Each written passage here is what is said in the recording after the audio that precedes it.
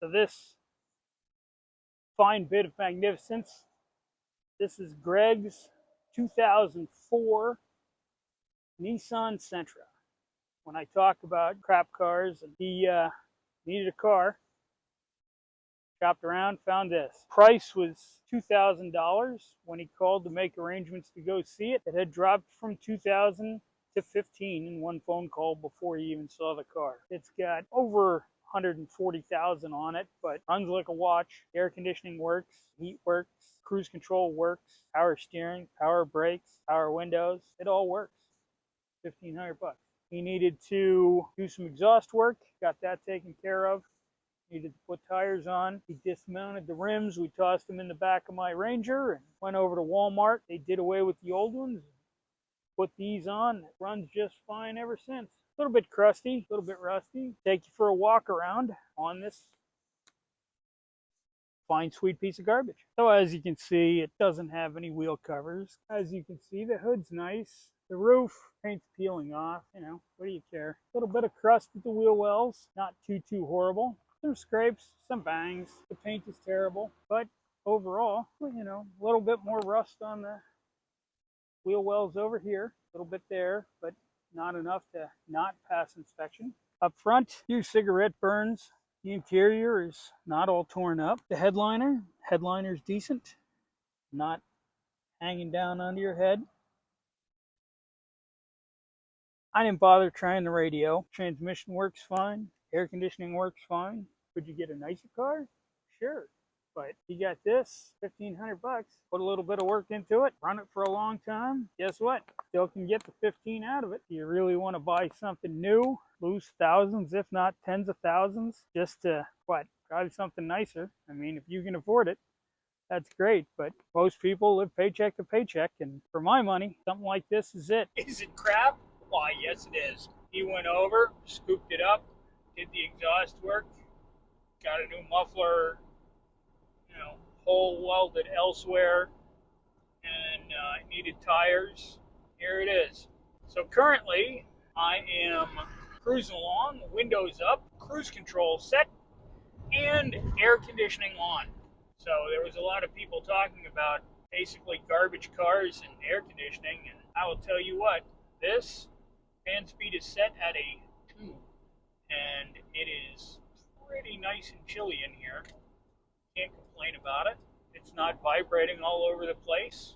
Nice little car, 4-cylinder, automatic. I told him I was going to drive the wheels off it. I'm not going to beat it. I will run some miles in the old girl. The interior, it's cloth.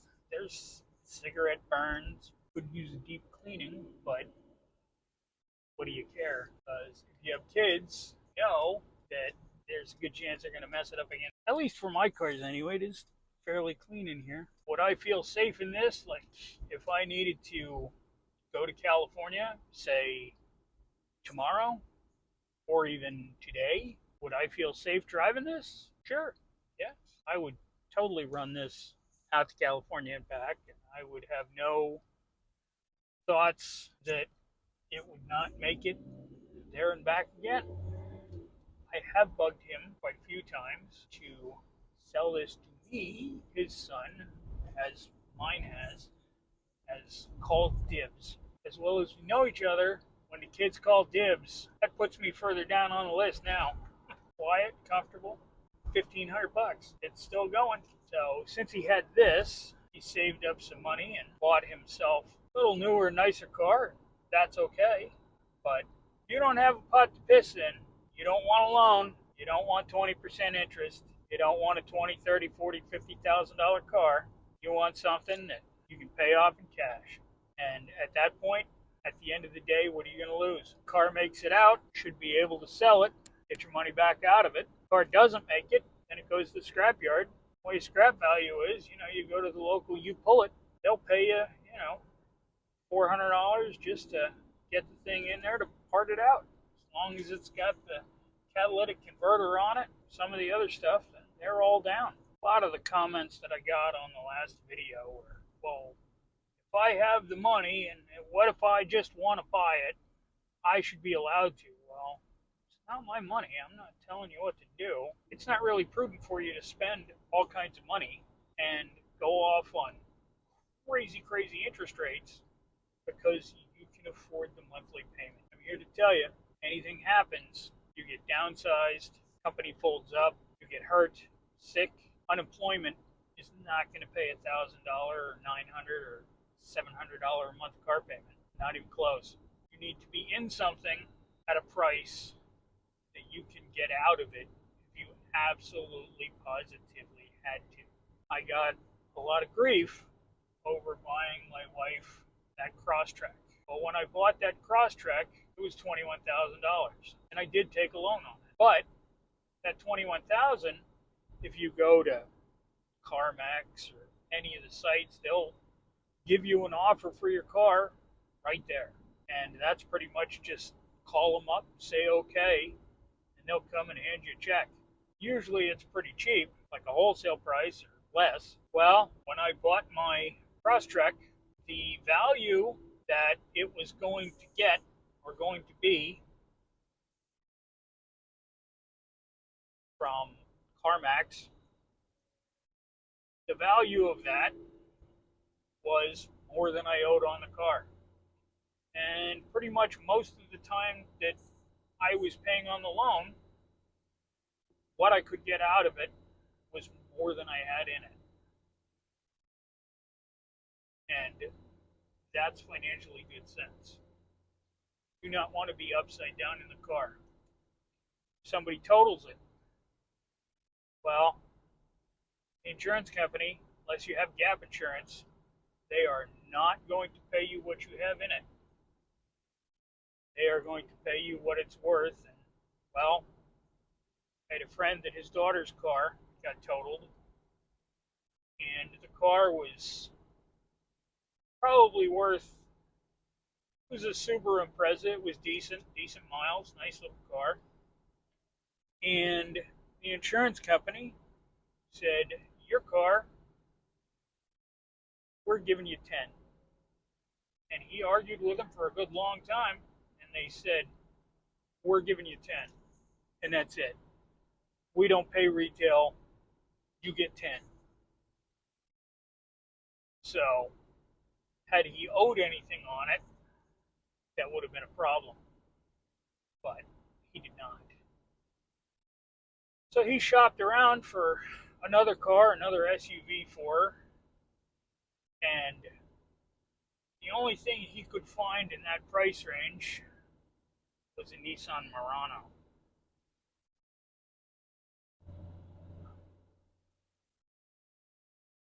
I told him he should have called before he made that decision. Back in the day, he and I used to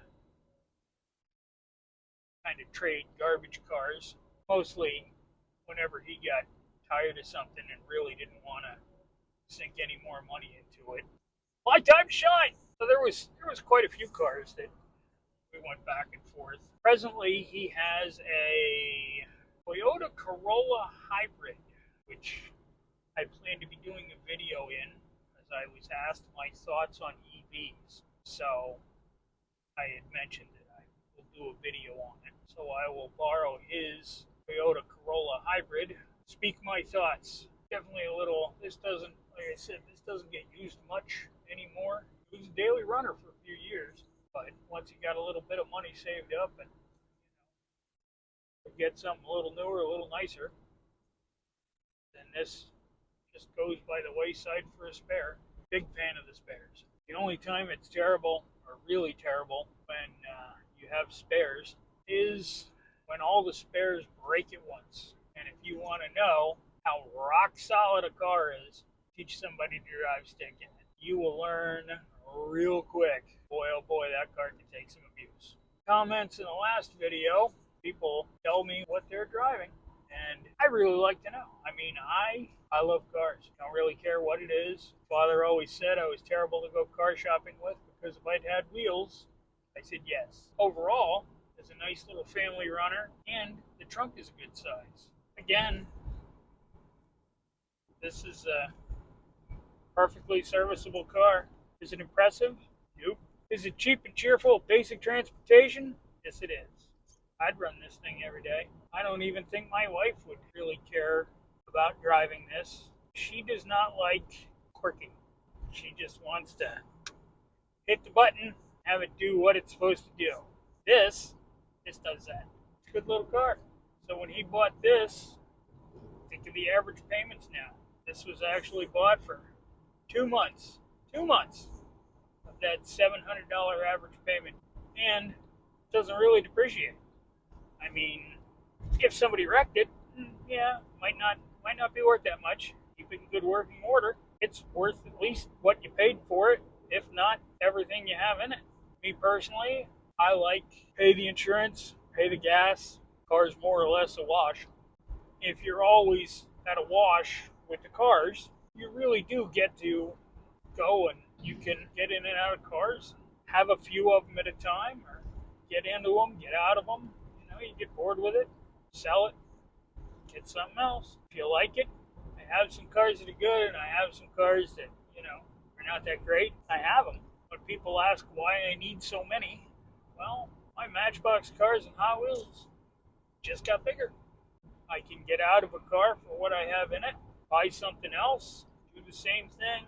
That's it. Some of the maintenance I do, some of the maintenance I have some help with. I really do believe in brakes, oil changes, tune-ups. You at least want the car to be safe. You don't really want a car that has no floor in it or, has large holes in the frame. But I don't so much care if it's 5 different colors, 6 different colors. Geez, Volkswagen for the Harlequin editions, you paid extra for those, and they're collector's pieces. And ugly as sin, in my personal opinion. What are your thoughts? So what are your thoughts on the old beaters? I mean, this is old enough to drink. It's 21. It doesn't really drink, though. It sips fuel. What people are basically swallowing for depreciation, I don't even like to spend anything near that for the entire car. I absolutely do not mind driving something nicer. I don't want to take the depreciation hit. And that's the main thing that I try and convey. Don't be one of those people that is just perpetually upside down and you end up having to trade the car in and roll that negative equity into something else. It's a house of cards. It's a Ponzi scheme. Eventually, music's going to stop. When the music stops, what happens? It is what it is. I do enjoy the interaction we have in the comments. Wah! There we go. We're up to speed. Hit the electronic foot. Pay attention. I am not in any sort of hurry. So when you're looking for a cheap car, how do you shop? Personally, I have no brand loyalty. There are some cars that I like more than others. I do a little bit of research to see what the problem cars are. I also figure out what I want it to do. So when I shop for a truck, I prefer two-wheel drive.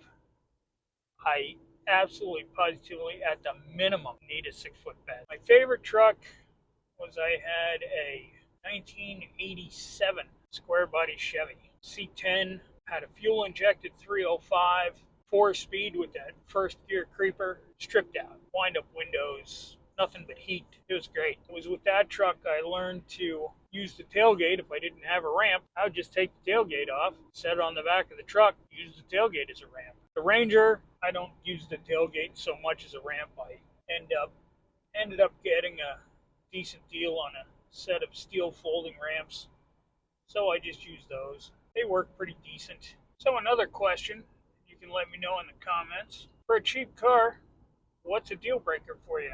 What exactly would cause you to go, nope, I'm good, and just walk away? How serious do the mechanical problems have to be? How bad does the interior have to be? Is it a certain make?